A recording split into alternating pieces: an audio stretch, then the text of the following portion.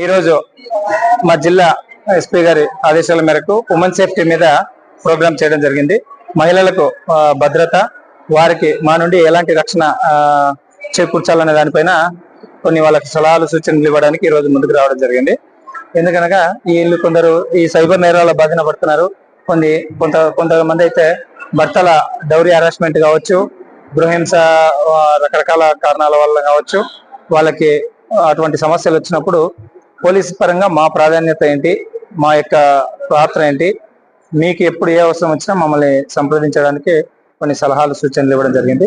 అదేవిధంగా ఈ cyber crimes కొన్ని ఏం జరుగుతున్నాయంటే లోన్ యాప్స్ కావచ్చు, మహిళలకు తెలియక ఒక్కోసారి లోన్ యాప్స్ లో లోన్స్ తీసుకుంటున్నారు 3000, 4000 అని. వాళ్ళ 3000, 4000 కోసము వాళ్ళు ఒక్కొక్కసారి 50,000, 1 lakh వాళ్ళ మనీ కెపాసిటీని బట్టి ల్యాక్స్ లో రికవర్ చేయడం కూడా ఈ లోన్ యాప్స్ వాళ్ళు చేయడం జరుగుతూ ఉంటది.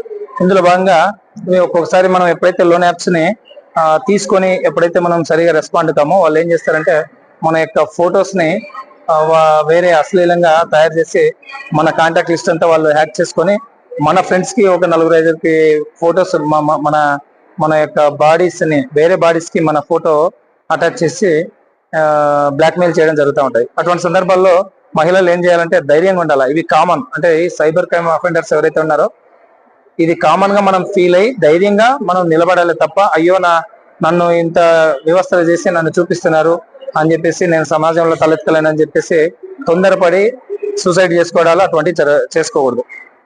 ఎంతటి సమస్య వచ్చినా మార్గం ఉంటది. పోలీస్ ఎస్పెషల్లీ మేమున్నాం.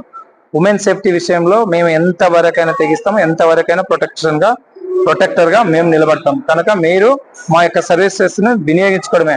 వాళ్ళు చేసే నేర తీవ్రతను బట్టి మేము తీసుకునే నిర్ణయాలు కూడా ఆ లెవెల్లోనే ఉంటాయి. కనుక దయచేసి ఏ ఒక్క ఉమెన్ కావచ్చు, మీ యొక్క కిడ్స్ కావచ్చు, పిల్లలకు కావచ్చు, ఏ ఒక్కరికి ఏ ఆపద జరిగినా దయచేసి మా నోటీస్ కి తీసుకురండి, మా నుండి ప్రొటెక్షన్ పొందండి.